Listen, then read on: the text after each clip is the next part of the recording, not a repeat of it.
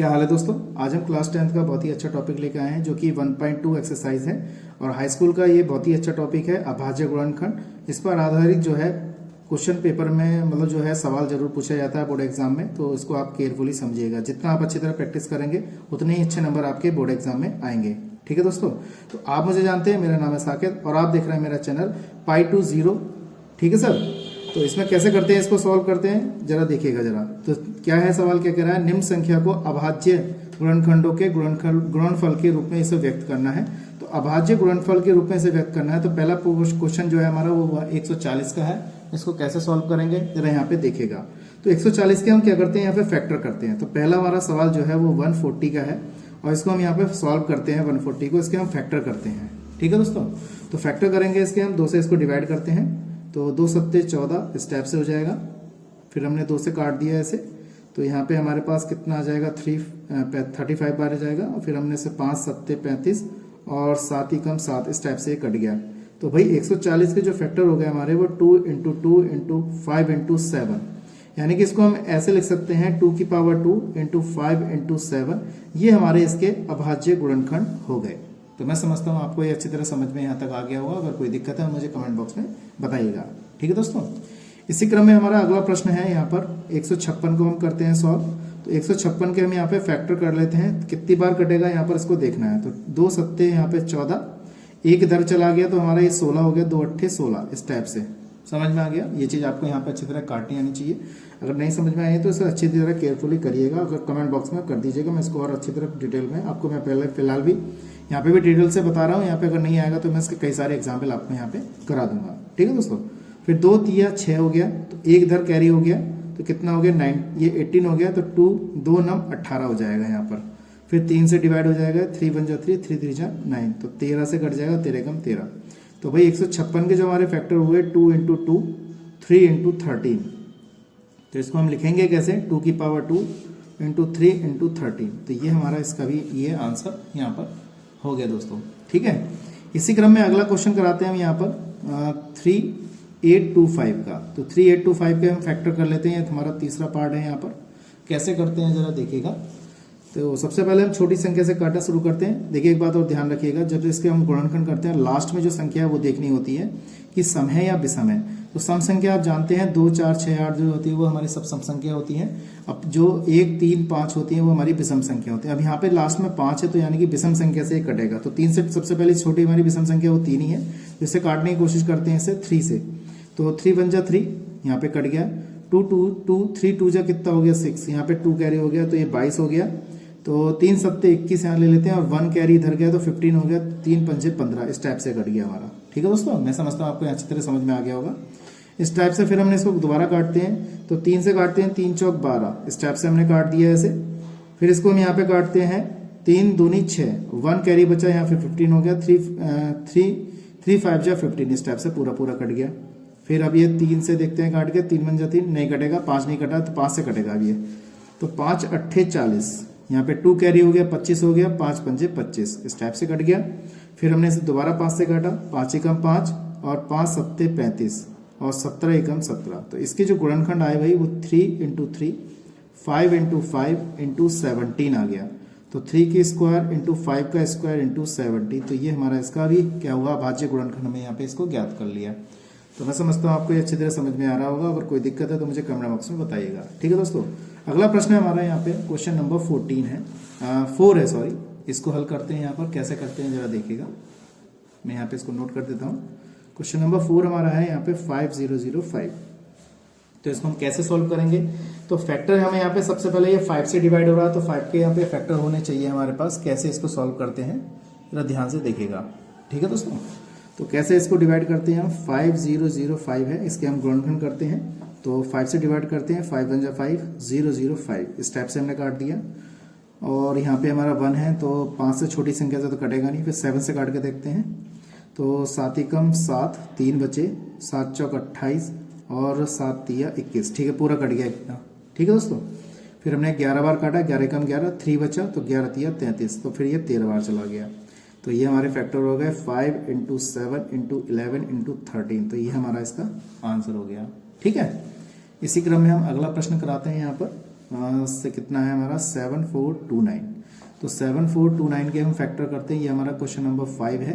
तो मैं समझता हूँ आपको अच्छी तरह समझ में आ जाएगा। तो कैसे करते हैं यहाँ पर, ये भी हम 2 से नहीं कटेगा क्योंकि लास्ट में 3 से काट के देखते हैं। 3 2 जा 6, 2 नहीं कट रहा है, तो ये हमारा 6 5 4 नहीं कट रहा है, तो 17 से कटेगा ये। तो 17 से काटा था 4, फिर 3 7 कट गया, फिर हमारा ये 19 दूनी 38, 19 तिया 57 ऐसे कट गया, फिर 23 से कट गया इस टाइप से। तो हमारे इसके फैक्टर हो गए अभाज्य गुणनखंड ये आ गए हैं। ठीक है दोस्तों, इस टाइप से हमने पहला क्वेश्चन यहाँ पे हल किया है। तो कैसे करते हैं जरा इसको ध्यान से देखिएगा दोस्तों। ठीक है, इसी क्रम में अगला प्रश्न कराता हूँ, क्वेश्चन नंबर 2 कैसे करते हैं देखिएगा। तो ये देखिए दोस्तों, अगला प्रश्न क्वेश्चन नंबर 2 है हमारा। कैसे करते हैं इसे, ये कह रहा है पूर्णांकों के निम्नलिखित युग्मों के महत्तम समावर्तक यानी कि एचसीएफ और लघुत्तम समावर्तक एलसीएम ज्ञात कीजिए तथा इसकी जांच कीजिए कि दोनों संख्या का गुणनफल एचसीएफ गुणा एलसीएम है या नहीं है। तो इसके हमारे पास 2-3 पार्ट दे रखे हैं। जैसे हमारा पहला पार्ट दे रखा है 26 और 91, 510 और 92, और एक और दे रखा है यहाँ पे 336 और 54। तो हमें इन्हीं पे आधारित बताना है कि इसमें क्या चीज़ है। तो सबसे पहले आपको यहाँ पे थोड़ी सी बेसिक नॉलेज आपको होनी चाहिए। एचसीएफ यहाँ पे ज्ञात करना है, एलसीएम ज्ञात करना है, एचसीएफ गुणा एलसीएम यहाँ पर इसको यहाँ पे रखना है। और उसके बाद पहली संख्या गुणा दूसरी संख्या बराबर मासा गुणा लासा, ये सूत्र होता है हमारा। और इसको हम शॉर्ट ट्रिक से पीएक्स गुणा क्यूएक्स बराबर एचसीएफ गुणा एलसीएम के रूप में लिख सकते हैं। ठीक है दोस्तों, तो मैं समझता हूँ ये आपको थोड़ी सी जानकारी आपको मिल गई होगी। तो इसको कैसे हल करते हैं जरा यहाँ पे ध्यान से समझिएगा। ठीक है, तो कैसे हल करते हैं यहाँ पर इसको जरा ध्यान से देखिएगा। तो सबसे पहले हम क्या करते हैं, यहाँ पर ये हमारा जो क्वेश्चन दे रखा है 26 और 91 का, तो उसका हम क्या करते हैं, पहले हम इसका एचसीएफ ज्ञात करते हैं, फिर एलसीएम ज्ञात करते हैं। ठीक है, फिर इसको हम सूत्र में लगाते हैं, क्या ये हमारा कितना आना है, ये चीज़ आपको यहाँ पे पता होना अच्छी तरीके से चाहिए। ठीक है, तो 26 और 91 हमें दे रखा है, तो 26 के हम फैक्टर कर लेते हैं। तो 2 × 13 इस टाइप से हमारा ये हो गया। ठीक है दोस्तों, कैमरा सही है, हाँ ठीक है। इस टाइप से 2 × 36 हो गया। इसके बाद से हमारे पास कितना है 91 है, तो यहाँ पे हो जाएगा 13 7 91 इस टाइप से हो जाएगा। तो हम सबसे पहले बात करते हैं यहाँ पर इसकी एचसीएफ की। एचसीएफ हमारा जो होता है वो हमारा मासा होता है। ठीक है दोस्तों, मासा वो पद होता है जो दोनों 3 4 5 स्टेपों में से जो कॉमन आ जाए। तो यहाँ पे हमारा 13 कॉमन आ रहा है, तो ये हमारा इसका एचसीएफ हो गया। बात सबको समझ में आ गई, तो ये चीज़ आपको ध्यान में रखनी है। उसके बाद हम एलसीएम ज्ञात करते हैं। एलसीएम वो पद होता है जो कॉमन आता है वो तो लिखते ही लिखते हैं, जो पद बच गए, जैसे 2 बच गया और ये हमारा 7 बच गया, ये बचा, इसका ये हमारा क्या आ गया, इसकी जब गुणा करेंगे हम 13 × 7 दूनी 14 और 14 तिया इतना हो जाएगा, तो 182 आ जाएगा ये। तो ये हमारा एलसीएम आ गया इसका यहाँ पर। अब वो सूत्र में ज्ञात करा रहा है यहाँ पर, तो ये सिद्ध करके दिखाइए कि पीएक्स गुणा क्यूएक्स बराबर कितना आ जाएगा। तो हम यहाँ पे भाई इसकी गुणा कर देते हैं, तो वो हमारा क्या आ जाएगा, इसका आंसर हो जाएगा। तो यहाँ पे इसको हम देखो करके दिखाते हैं इसकी गुणा। तो यहाँ पे वो कह रहा है एचसीएफ गुणा एलसीएम की गुणा कर देते हैं। एचसीएफ की गुणा हमारे पास कितनी आई है 13 आई है, और एलसीएम की गुणा कितनी आई है 182 आई है। अब जब हम गुणा करेंगे यहाँ पर तो 2 3 6 6 हमारा यहाँ पे मल्टीप्लाई हो जाएगा। तो यहाँ पे मैं समझता हूँ ये चीज़ इतने आपको समझ में अच्छी तरीके से आ गई होगी। ठीक है दोस्तों, अगला है हमारा क्वेश्चन नंबर जो 2 है वो इसी टाइप से है। उसको कैसे हल करना है जरा देखिएगा, इसके फैक्टर कैसे करने हैं। और 510 के गुणनखंड आपको करने आने चाहिए, तो उसे डिवाइड करना आना चाहिए, सबको काटने आने चाहिए सही तरीके से। तो कैसे करते हैं जरा देखिएगा। तो हमारा क्वेश्चन नंबर 2 यहीं पे लिखा हुआ है, कैसे करते हैं इसे जरा देखिएगा दोस्तों। ठीक है, तो 510 के हम फैक्टर कर लेते हैं। 510 के फैक्टर हम कैसे करेंगे, 510 के हम फैक्टर करते हैं इस टाइप से। तो 2 से काटते हैं, 2 दूनी 4, 2 पंजे 10 और 2 पंजे 10 इस टाइप से कट जाएगा। फिर 2 से नहीं कटेगा, 3 से कटेगा। हमने यहाँ पे 3 लिख दिया, तो यहाँ से 3 से कट जाएगा। 3 8 24, 3 पंजे 15 इस टाइप से कट गया। फिर हमने 5 से काटा, 5 एकम 5, 3 बचा, 5 7 35 और यहाँ पे 17 एकम 17 इस टाइप से हो गया। इसी टाइप से हमने क्या किया 92 के फैक्टर कर लेते हैं। तो 92 के फैक्टर हमारे कितने जाएंगे, 2 से काटते हैं, 2 चौक 8, 2 छंग 12 इस टाइप से हो जाएगा। 2 से काटा, 2 दूनी 4, 2 तिया 6। अब 23 किसी से नहीं कटेगा, तो 23 एकम 23 इस टाइप से हो गया। तो 510 के जो हमारे फैक्टर हुए वो कितने हुए 2 × 3 ये हो गया 5 × 17। मैं समझता हूँ आपको यहाँ तक समझ में आ गया होगा। इसके बाद हमने 92 को पकड़ लिया। 92 के कितने आए, 2 × 23। अब यहाँ पे मैंने बताया था आपको मासा यानी कि SCF, मासा यानी कि SCF क्या आया यहाँ पे कॉमन हमारा, देखिए यहाँ पे 2 आ रहा है कॉमन, ठीक है। इसके बाद हमारा इसके अलावा कुछ भी कॉमन नहीं आ रहा है, तो ये हमारा क्या आ गया, इसका मासा आ गया। अब बात करते हैं हम लासा यानी कि LCM की। LCM में जो पद कॉमन आया उसको लिखते ही लिखते हैं, जैसे 2 कॉमन आया तो वो तो लिखना है ही। अब 2 के अलावा जो पद बच गए, कौन से पद बच गए हमारे पास, देखिए यहाँ पर ये 3 बच गया तो 3 लिख दिया, ये 5 बच गया तो 5 लिख दिया, 17 है तो 70 लिख दिया, यहाँ पे 2 है तो 2 लिख दिया, 23 है तो 23 लिख दिया। तो 3 दूनी 6 गुणा 17 पंजे 85 हो गया, 23 दूनी 46 हो गया। इन सब की मल्टीप्लाई करेंगे हम, तो मल्टीप्लाई करने पे हमारे पास ये जो आएगा सब चीज़ मल्टीप्लाई करने पर वो आएगा 23460। इस टाइप से मल्टीप्लाई कर दिया हमने, ठीक है दोस्तों।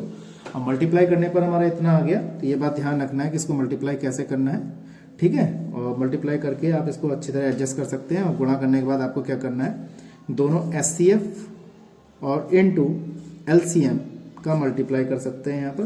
तो SCF कितना आया था हमारा, 2 आया था, और ये आया था 23460। अब मल्टीप्लाई करेंगे तो 46920 हमारा यहाँ पे आंसर हो गया, ठीक है दोस्तों।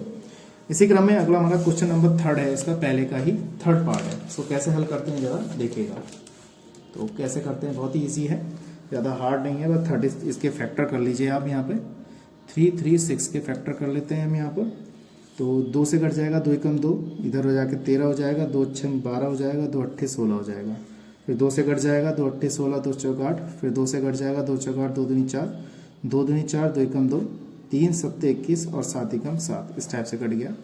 54 को काट लेते हैं हम यहाँ पर, 2 दूनी 4, 2 सत्ते 14, 3 से काट लेंगे, 3 9 27, 3 तिया 9, 3 एकम 3, इस टाइप से हमारे ये फैक्टर हो गए। तो 336 का हमारे जो फैक्टर आया 2 गुणा 2 गुणा 2 गुणा 2, और यहाँ पे आ गया 3 × 7। और 54 के हमारे जो गुणनखंड है वो कितने आए, 2 × 3 × 3 × 3, इस टाइप से आ गया।